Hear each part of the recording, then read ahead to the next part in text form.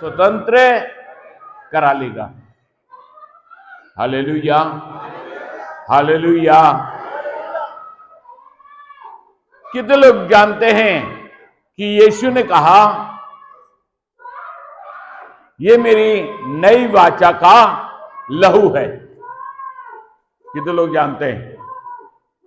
कितने लोग जानते हैं कि यीशु ने कहा, ये मेरी नई वाचा का? इसके मतलब क्या हुआ? ये मेरी नई वाचा का लहू है। इसके मतलब यह हुआ कि इससे पहले भी कोई वाचा थी। कि लोग मेरी बात को समझ रहे हैं? आखिर यीशु ने ऐसे क्यों कहा कि ये मेरी नई वाचा का लहू है? इसके मतलब कोई पुरानी वाचा भी थी। आज मैं चाहता हूं कि उस सत्य को आपके सामने प्रकट करूं। पुरानी वाचा, नई वाचा, दोनों के विषय में आपको बतलाऊं। क्यों? क्योंकि यहां बाइबल में लिखा हुआ है कि वाचा बगैर, मेरे साथ निकाल लें इब्रानी की पुस्तक,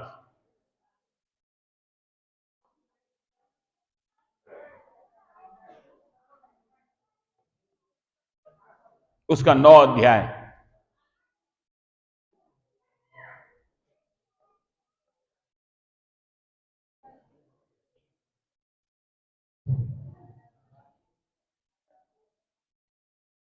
उसके 15 पद को पढ़ें। कस के पढ़ें बेटा। इसी कारण वो नई वाचा का मध्यस्थ है। कौन? यीशु नई वाचा का मध्यस्थ है, ताकि उसकी मृत्यु के द्वारा जो पहली वाचा के समय से अपराधों से छुटकारा पाने के लिए पहली वाचा के क्या थी? अपराधों से छुटकारा पाने के लिए। ये लिखा ना भैया, अपराधों से छुटकारा पाने के लिए हुई है। पहली वाचा के लिए हुई है। यहां पे बिल्कुल स्पष्ट शब्दों में दिया है कि पहली वाचा जो है अपराधों के छुटकारे के लिए हुई है। पहली वाचा क्या थी? जब मनुष्य पाप करता था तो एक मेढ़ा और एक बकरा लेके आ जाता था, महायाजक के सामने रखता था, और वो महायाजक जो है उससे कहता था कि तुम उसके ऊपर हाथ रखो, और उसकी बलि की जाती थी। उस मेढ़े, 1 साल का मेढ़ा या बकरा या बछड़ा जो 1 साल का होता था, निर्दोष बकरे को, मेढ़े को और बछड़े को ले आया जाता था। किसके सामने? महायाजक के सामने। और महायाजक जो है उस मनुष्य से कहता था कि जितने भी तुम्हारे अपराध हैं उनको याद करो, और इस मेढ़े, इस बकरे और इस भेड़ के ऊपर हाथ रखो। उसे बलि किया जाता था, और उस बलि के द्वारा वो समझते थे कि हमारे अपराध क्षमा हो गए। Hallelujah, hallelujah. परमेश्वर चाहता है कि हम जाने कि परमेश्वर ने जगत से ऐसा प्रेम किया कि उसने अपना इकलौता पुत्र दे दिया। यीशु अपनी सामर्थ में आया। यीशु अपनी सामर्थ में आया।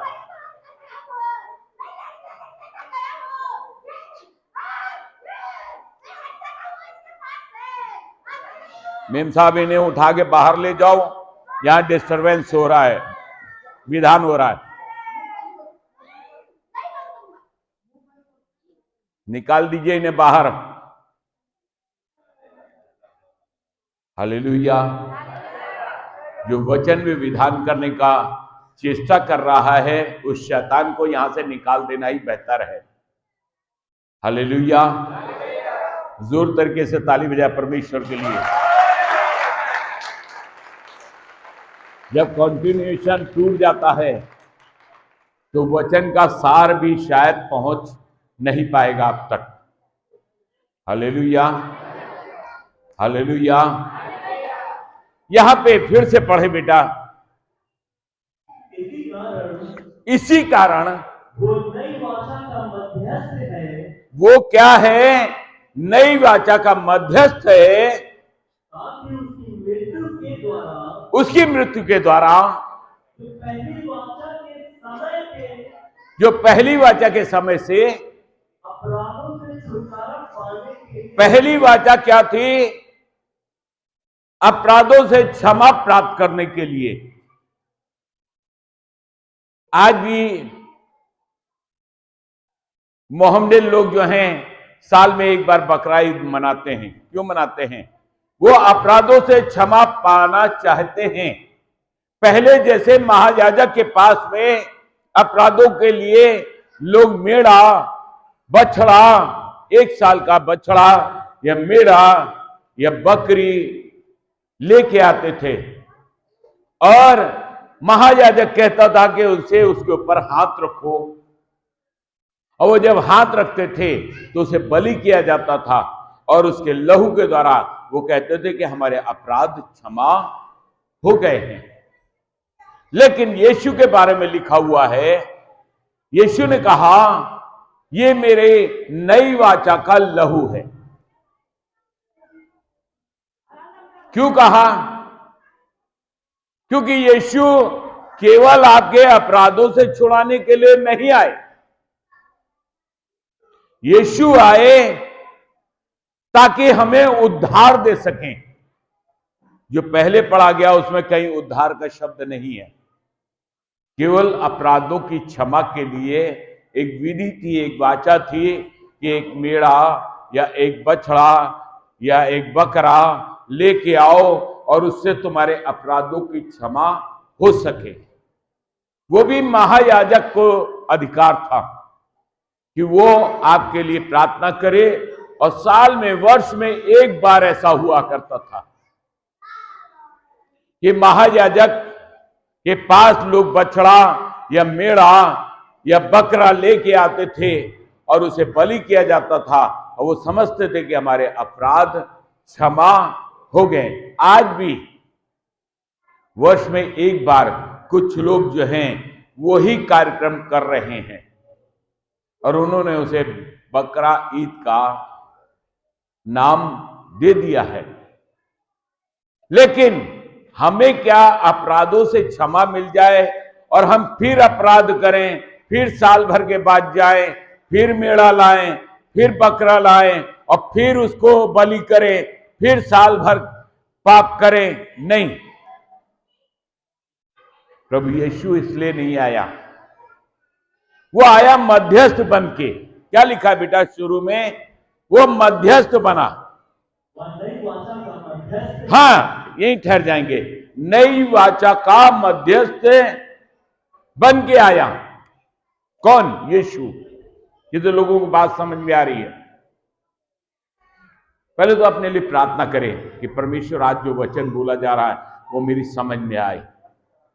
हो सकता है ये वचन जो है आपकी समझ से परे हो, लेकिन मैं प्रार्थना करूंगा आप सब लोगों के लिए। आप लोग भी अपने लिए प्रार्थना कीजिए। प्रभु यीशु मसीह, बोलिए मेरे पीछे। प्रभु यीशु मसीह, जो कुछ मैं आज सुनूं वो मेरे हृदय में बैठ जाए, ये वचन मेरी समझ में आए, ताकि ये वचन मेरे जीवन के लिए ज्योति और मेरे पैरों के लिए उजियारा बन जाए।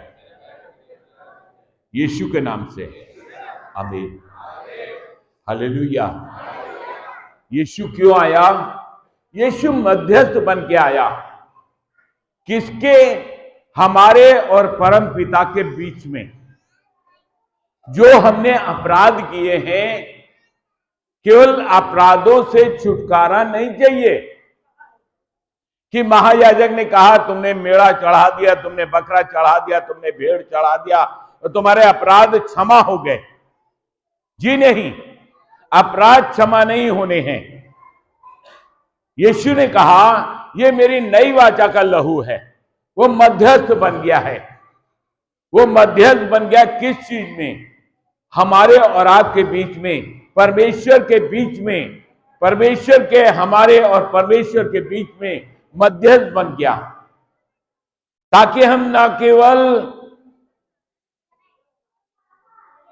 अपराधों से क्षमा पाएं, वरन हम क्या करें? अपराधों से क्षमा तो जरूरी है, लेकिन उसके साथ हम जो हैं अनंत जीवन के अधिकारी हों। लिखा है जो कोई उस पर विश्वास करे वो नष्ट ना हो वरन अनंत जीवन का अधिकारी बने। मसीह चाहता है, मसीह आया हमारे पापों से छुटकारा देने के लिए।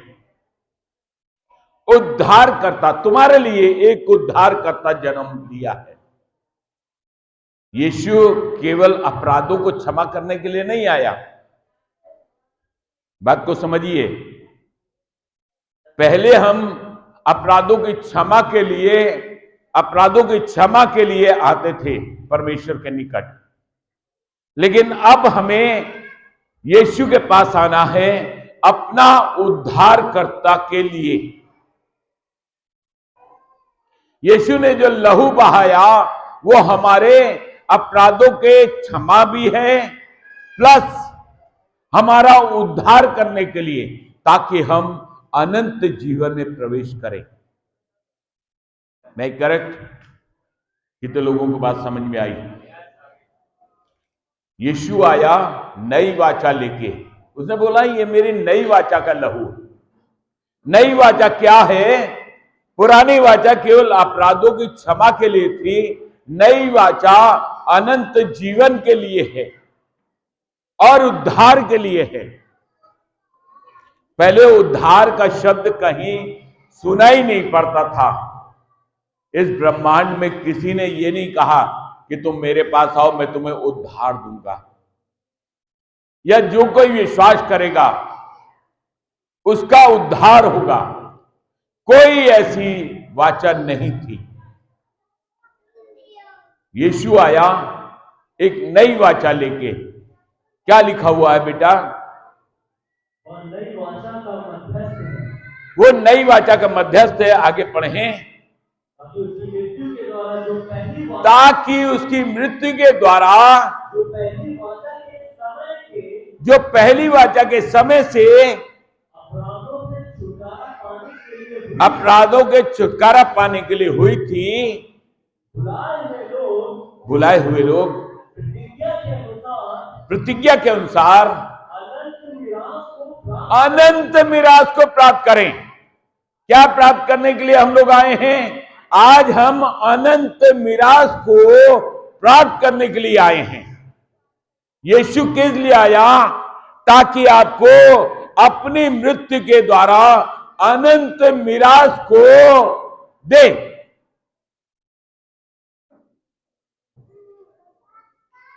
यीशु जगत में यूं ही नहीं आ गया। यीशु ने अपना खून इसीलिए नहीं बहाया कि केवल हमारे अपराध क्षमा हो। वो तो हम भेड़ बकरों के भी लहू बहा के अपराधों की क्षमा पाते थे, जो साल में एक बार महायाजक किया करता था। लेकिन यीशु ने अपनी मौत के द्वारा, अपनी मृत्यु के द्वारा क्या किया? हमें अनंत मिरास में पहुंचाने का काम किया है।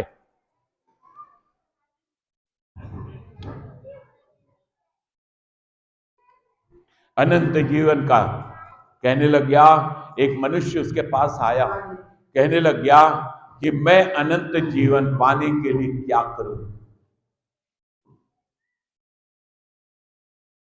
क्या मैं भूत प्रेत बन के घूमूं? नहीं, उसका सवाल था अनंत जीवन का। अनंत जीवन पाने के लिए यीशु ने अपनी मृत्यु के द्वारा अनंत जीवन का मार्ग खोल दिया है। उस अनंत मिरास में पहुंचाने के लिए जिसको देने का उसने वादा किया था। यीशु बलिदान हुआ, उसने अपना लहू बहाया आपके और हमारे पापों की क्षमा के लिए, उद्धार देने के लिए और अनंत मिरास में पहुंचाने के लिए। आज भी आप देख रहे हैं कि लोग भटक रहे हैं, आत्माएं भटक रही हैं, क्योंकि उन्हें अनंत मिरास का रास्ता नहीं मालूम। अनंत जीवन क्या है? हम आप मरने के बाद भटकना नहीं चाहते। हमें कहां जाना है? हमें यीशु के पास जाना है, जो हमें अपनी मृत्यु के द्वारा अनंत मिरास का वादा कर रहा है। मूसा ने एक काम किया जो आपको मिलेगा इसी अध्याय के अगले पदों में। 19 पद को पढ़ेंगे। मूसा ने व्यवस्था के अनुसार, क्या लिखा हुआ है? क्योंकि जब मूसा सब लोगों को व्यवस्था की हर एक आज्ञा सुना चुका, हाँ, व्यवस्था के हर एक आज्ञा सुना चुका, तो उसने बछड़ों और बकरों का लहू लेकर क्या लिया? बकरों और बछड़ों का लहू लेकर पानी और लाल ऊन और पानी, राख और ऊन जूफा के साथ और जूफा के साथ उस पुस्तक पे और सब लोगों पर छिड़क दिया। सब लोगों पे छिड़का। सब शुद्ध हो जाओ, अपराध क्षमा हो। हालेलुया। आज का वचन समझने वाला है। यदि आप समझ गए तो आप समझ लिए कि आप यहां से बहुत बड़ी मीरास लेके जा रहे हैं। और अगर आज आप नहीं समझे तो मेरा प्रयास शायद बेकार या विफल हो जाएगा। क्या कह रहा है परमेश्वर? कि मूसा ने भेड़, बकरियों और बैलों के लहू को जूफा में डुबा के लोगों के ऊपर छिड़का ताकि वो जो हैं शुद्ध हो जाए। हालेलुया। यीशु ने क्या किया? ये तो पुरानी वाचा और व्यवस्था की बातें थी। पुरानी वाचा क्या थी? कि जब जब तुम पाप करोगे, साल में एक बार एक मेढ़ा, एक बकरा, एक भेड़ लेके आओगे, महायाजक उस पे तुमसे हाथ रखवाएगा और कहेगा कि तुम्हारे पाप क्षमा हुए और उसे बलि कर देगा। अब हमें कोई बलि देने की आवश्यकता नहीं, कि यीशु हमारे लिए मध्यस्थ बन गया। काहे चीज का? हमारे पापों का, हमारे अपराधों का।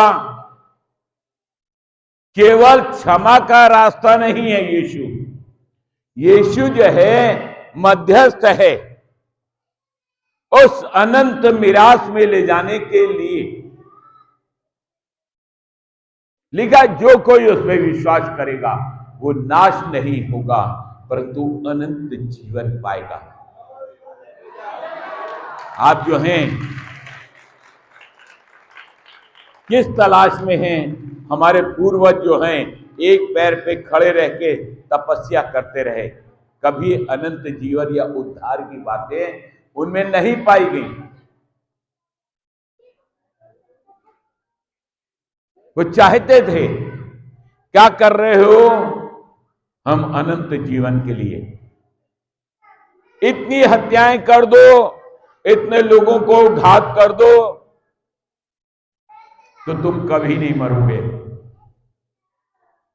बहुत से तांत्रिक और ओझाओं ने हजारों हत्याएं कर दी, क्या उन्हें अनंत जीवन मिला है?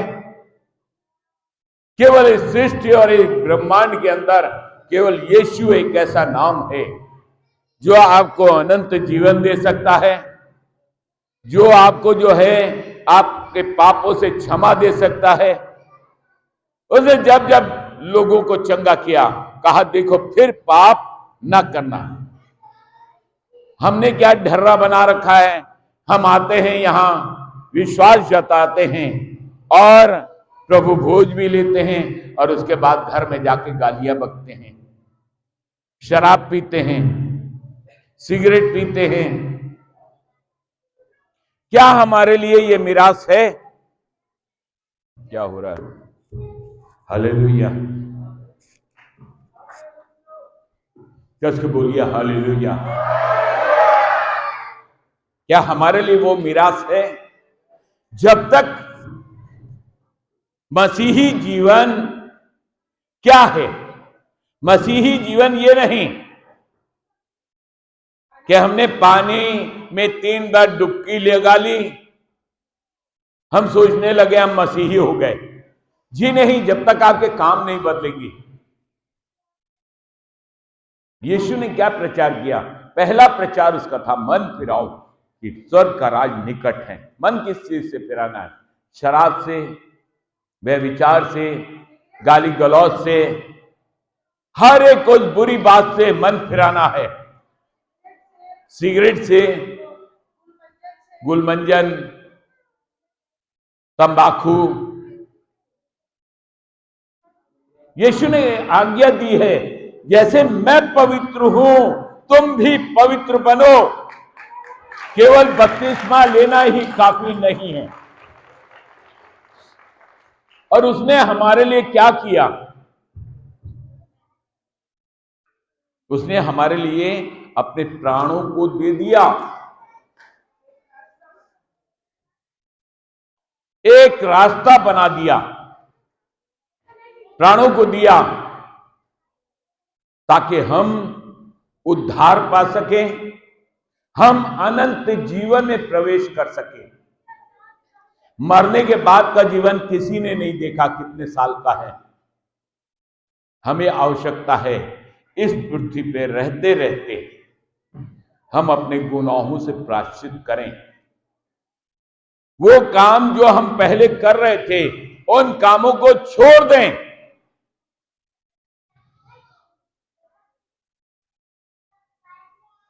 लोग पहले बकरा चढ़ा देते थे और फिर उन्हीं पापों में लिप्त हो जाते थे। फिर साल के बाद याद आती थी कि हमने बड़े पाप कर लिए, चलो इस बार बड़ा वाला बकरा लेके चलते हैं। हालेलुया। नहीं, यीशु हमारे लिए मध्यस्थ बन गया और उसने मध्यस्थ बन के हमारे लिए एक काम किया, अपने जिस्म को हमारे लिए बलिदान कर दिया।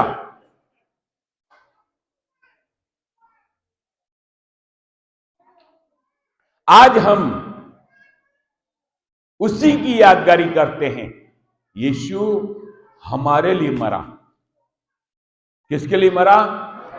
हमारे लिए, ताकि हम अपने अपराधों से तो छूटे ही, परंतु हम अनंत जीवन में जिसकी तलाश में बड़े बड़े ऋषि महर्षि मर गए,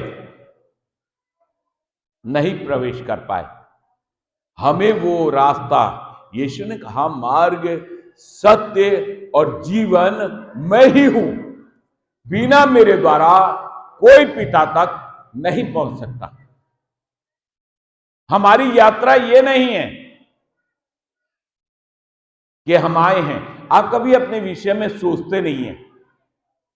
सोच के देखिए, आज मैं आपको एक विषय दे रहा हूं कि आपका जन्म इस पृथ्वी पे क्यों हुआ है।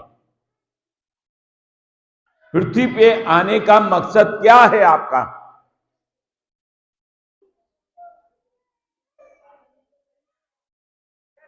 केवल पैसे कमाएं, बच्चे पैदा करें, उन्हें बड़ा करें, नौकरी करें, गाली गलौज बकें, दारू पिए और एक कुत्ते बिल्ली के तरीके से मर जाए। जी नहीं, हर एक मनुष्य के पीछे जो यीशु के पास आया, कोई ना कोई मकसद है। हालेलुया। हम इसलिए नहीं आए हैं, हम इसलिए आए हैं क्योंकि हमें जिंदगी में कुछ चाहिए है, जिंदगी हमारी बन जाए। यीशु ही एकमात्र जीवन है, मार्ग है, जो हमें तमाम पापों से छुड़ाने के लिए आदेश करता है। कोई भी मजहब आपको पाप करने से नहीं रोकता। कोई उसको कर्म कहता है, कोई उसको कुछ कहता है, कोई उसको कुछ कहता है। कोई कहता साल भर करो, बकरा चढ़ाओ और फिर उसके बाद शुद्ध हो जाओ।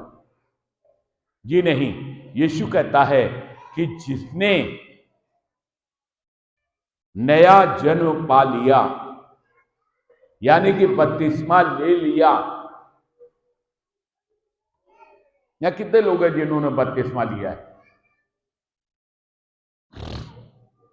सही सही हाथ खड़ा कीजिएगा।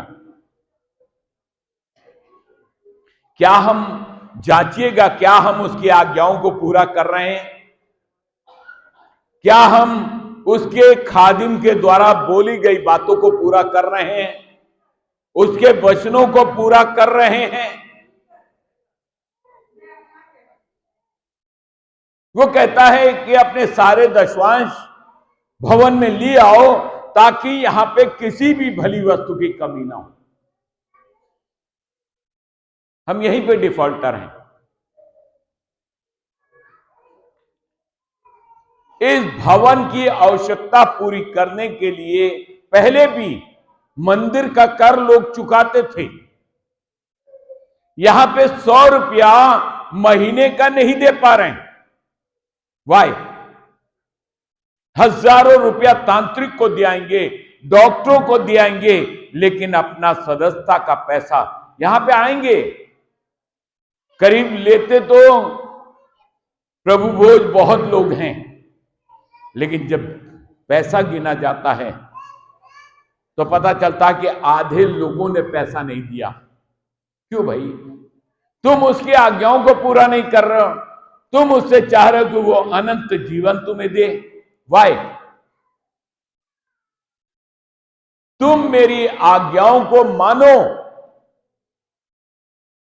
जैसे मैंने अपने पिता की आज्ञा मानी। वो इस कदर से अपने पिता की आज्ञा पे खड़ा रहा कि उसने मृत्यु दंड भी सह लिया। हम 100 रुपए निकालने में हमारे पसीना आता है, हमारा जो है दशवांश देने में पसीना आता है। हम कमाते तो बहुत हैं, हमें बहुत कुछ मिल रहा है, लेकिन क्या हम उसका ईमानदारी से दशवांश दे रहे हैं? हम उसकी बातों को नहीं मान रहे हैं, तमाशा बना लिया है। मालूम हो गया कि केवल प्रभु भोज लेना है। प्रभु भोज इसलिए नहीं लेना है, प्रभु भोज इसलिए लेना है कि हमारा विवेक शुद्ध हो, हम जो है उसकी बातों को माने। जो बातें उसने हमारे लिए तैयार की हैं अनंत जीवन में प्रवेश करने के लिए, हम उन सत्य को मानना ही नहीं चाहते हैं। उसके बताए मार्ग पे नहीं चलेंगे।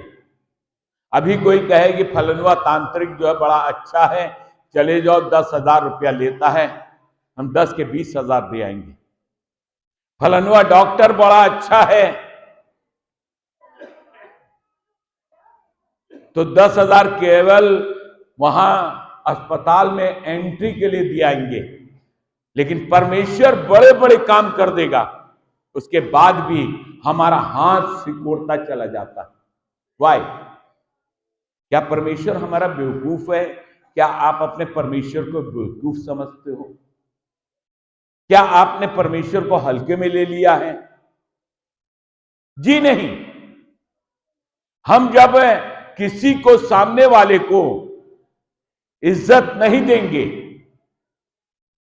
तो सामने वाला भी हमारी इज्जत नहीं करेगा। हम इज्जत कैसे दे सकते हैं? जब कभी हम दोनों जाते हैं, कल सुशीला बहन के वहां गए थे, इनके बेटे का बर्थडे था, पोते का। ये क्या पाए क्या खिला दें, क्या पाए क्या कर दें। अरे भाई, आप मनुष्य के लिए इतना कर रहे हो, मैं एक मनुष्य हूं।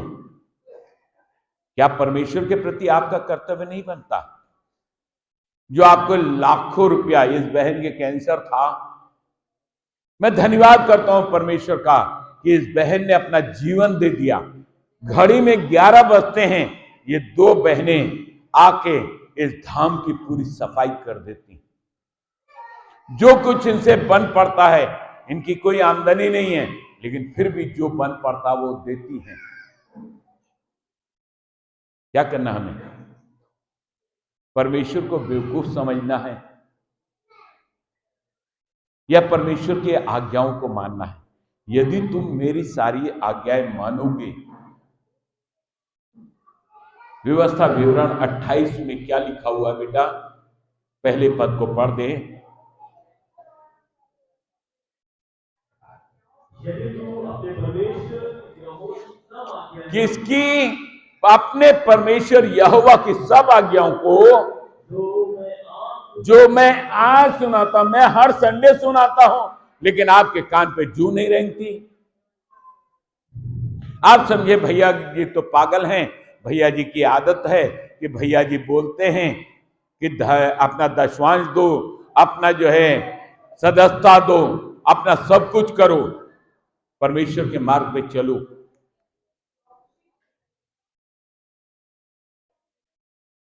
आशीष तो सब पाना चाहते हैं, लाखों रुपया परमेश्वर बचा दे रहा है, उसके बाद निकल के आ रहा है जो पहले देते थे उससे भी कम।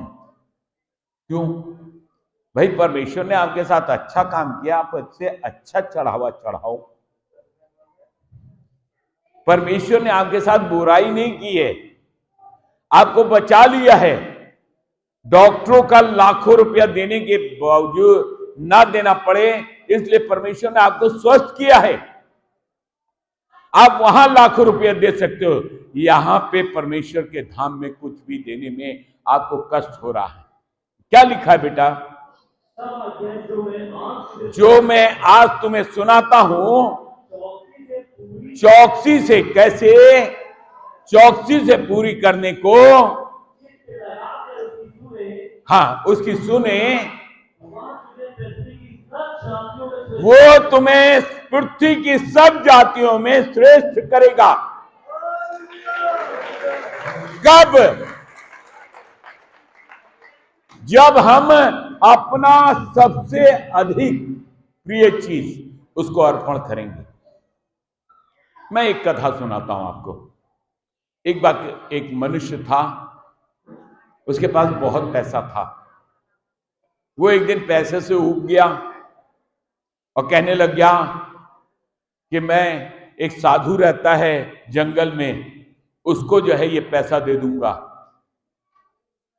और वो साधु के पास गया भी पैसे की पोटली लेके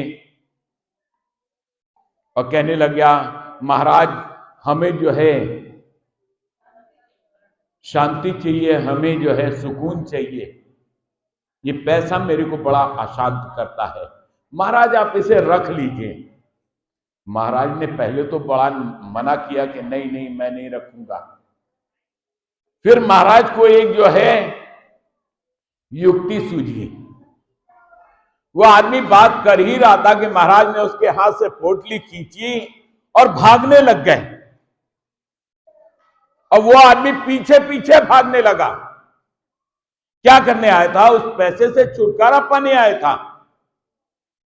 जब साधु ने उसके हाथ से पोटली ले ली और लेके भागा, तो क्या उसे उसके पीछे भागना चाहिए था? वो भी उसके पीछे भाग रहा है। जब थक के चूर हो गया, साधु ने देखा कि ये थक के चूर हो गया, कहने लगे, बेटा, बाइबल में लिखा है, जहां तेरा धन है वही तेरा मन है। तू इस पैसे से छूटना ही नहीं चाहता। मैं तो तेरी परीक्षा ले रहा था और तू इस पैसे के पीछे पीछे दौड़ रहा था। क्या है? आप श्रेष्ठ बनना ही नहीं चाहते। परमेश्वर क्या कह रहा है? सब आज्ञाओं को मानो तो तुम्हें सारी जातियों में श्रेष्ठ बनाएगा।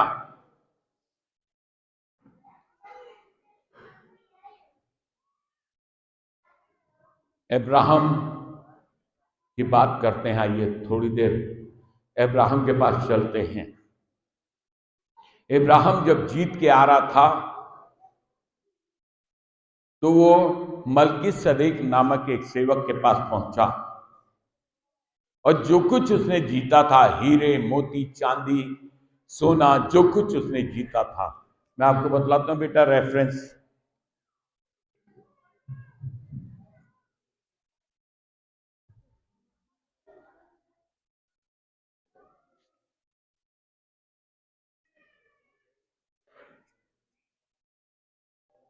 में 14 अध्याय।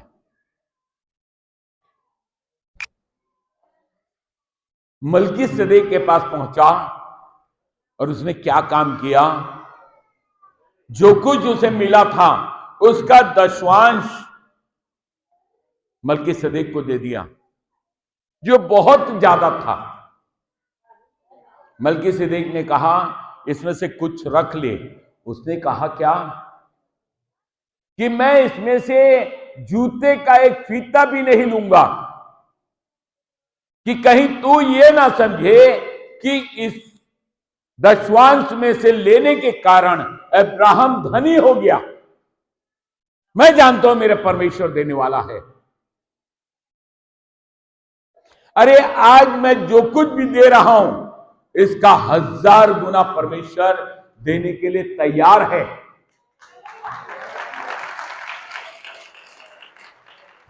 और मलकीसदेक ने उसे उस समय रोटी और दाख मधु दिया। मतलब ये आशा दी, ये प्रभु भोज उसे दिया। आप प्रभु भोजन लेने के लिए आए हैं, अच्छी बात है, जांचिए अपने को। प्रेरितों की पुस्तक में लिखा है, प्रेरितों की पुस्तक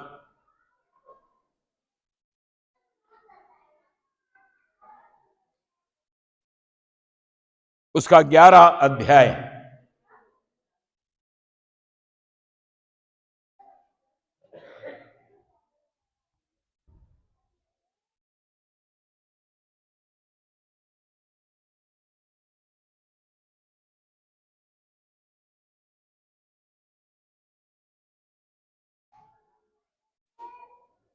यहां प्रभु भोज के बारे में दिया है।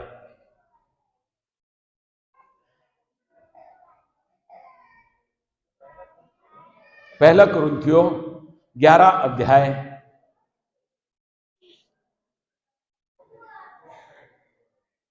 उसके 23 पद से पढ़ें। जो बात,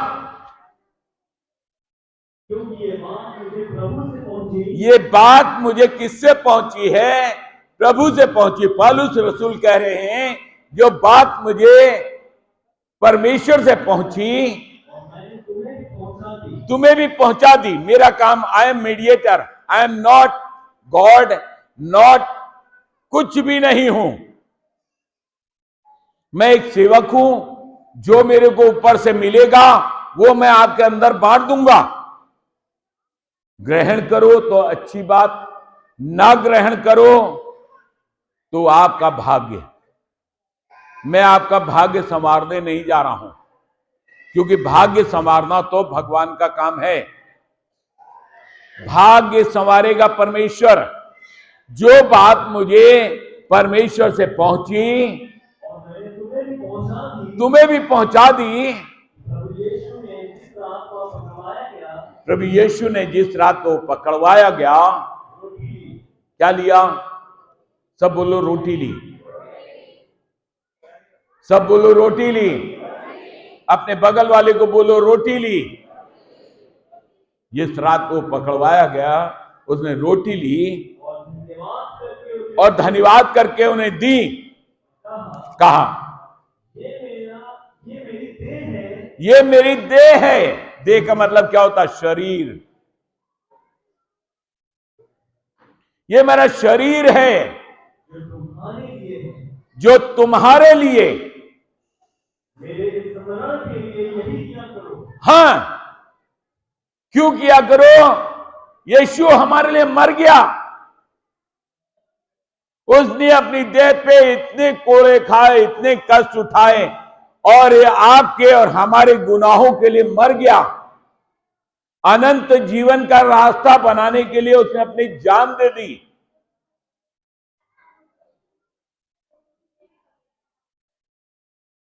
वो परमेश्वर है। जो बात मेरे पास पहुंची वो मैंने आप तक पहुंचा दी। ये मेरी देह है, इसे इस स्मरण में खाओ कि मसीह यीशु तुम्हारे गुनाहों की खातिर मारा गया। और इसी प्रकार से उसने ब्यारी के पीछे कटोरा भी उठाया और कहने लगा, ये मेरी नई वाचा का लहू है। What do you think? क्या सोच रहे हैं आप? यीशु की मौत इत्तेफाक है या यीशु की मौत जो है तमाशा है? यीशु की मौत सहमत है। उसने हमारे वास्ते गुनाहों को, हमारे गुनाहों के लिए, अनंत जीवन की मिरास के लिए उस मौत को सह लिया। अपने पिता की आज्ञा को माना। हम उसके दास की आज्ञा नहीं मान पा रहे हैं जो वो हमें बतला रहा है। लिखा है कि वो यहां तक विश्वास योग्य रहा कि उस क्रूस की मौत भी सह ली। 3 बार गया अपने पिता के पास, हो सके तो ये प्याला मेरे से टाल दे, वरन मेरी नहीं आपकी इच्छा पूरी हो। हम क्या कर रहे हैं? हम आ तो रहे हैं प्रभु भोज लेने के लिए। जब हम कहते हैं कि तैयारी से आओ, अपने गुनाहों से तौबा करो, तो हम छोटी छोटी चीजें नहीं छोड़ पा रहे। कोई गंदी बात तुम्हारे मुंह से ना निकले। क्रोध तो करो परंतु पाप ना करो। तुम्हारे वचन इतने सलोने हो कि लोग तुम्हारे अच्छे कामों को देख के परमेश्वर की महिमा करने पाए।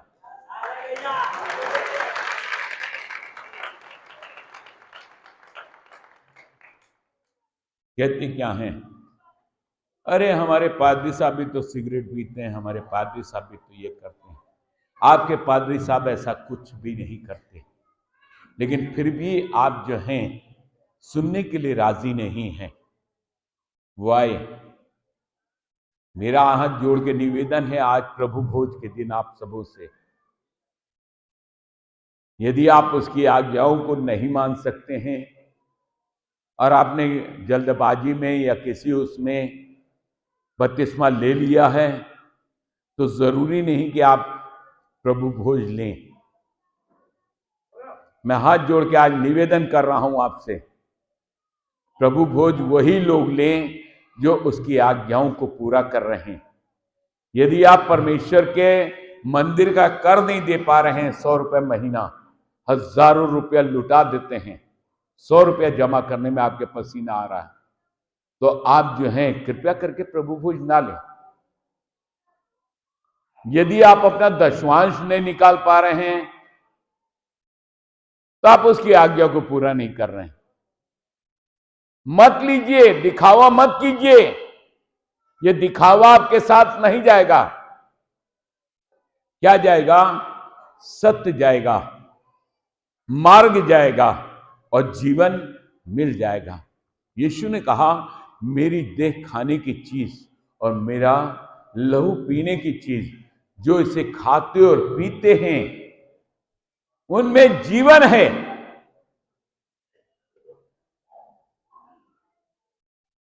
हम खाते पीते तो हैं यीशु की देह को। प्रत्येक पहले संडे को आ जाते हैं उसकी देह को खाने और पीने के लिए, उसके लहू को पीने के लिए, लेकिन उसकी आज्ञाओं में मानने में हम बिल्कुल जीरो और -0 हैं। यदि तुम मेरी आज्ञाओं को मानो तो तुम्हें मैं सारी जातियों में श्रेष्ठ करूंगा और तुम्हें वो आशीष दूंगा। क्या करना चाहते हैं आप? आप अपने को क्यों धोखा दे रहे हैं? मेरी समझ में नहीं आता। आप परमेश्वर को सोच रहे हैं कि मैं परमेश्वर को धोखा दे रहा हूं। मलाकी की पुस्तक में लिखा हुआ है कि परमेश्वर को आप मूर्ख जान रहे हैं।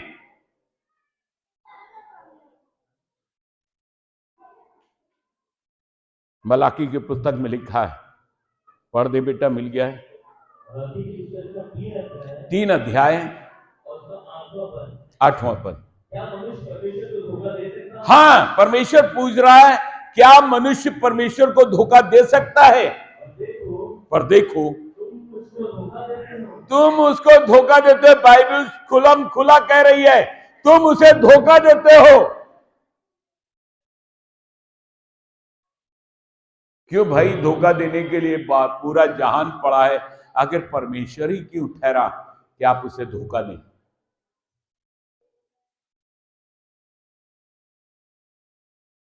हम गरीबों में बांट देते हैं, हम फलाने को खिला देते हैं।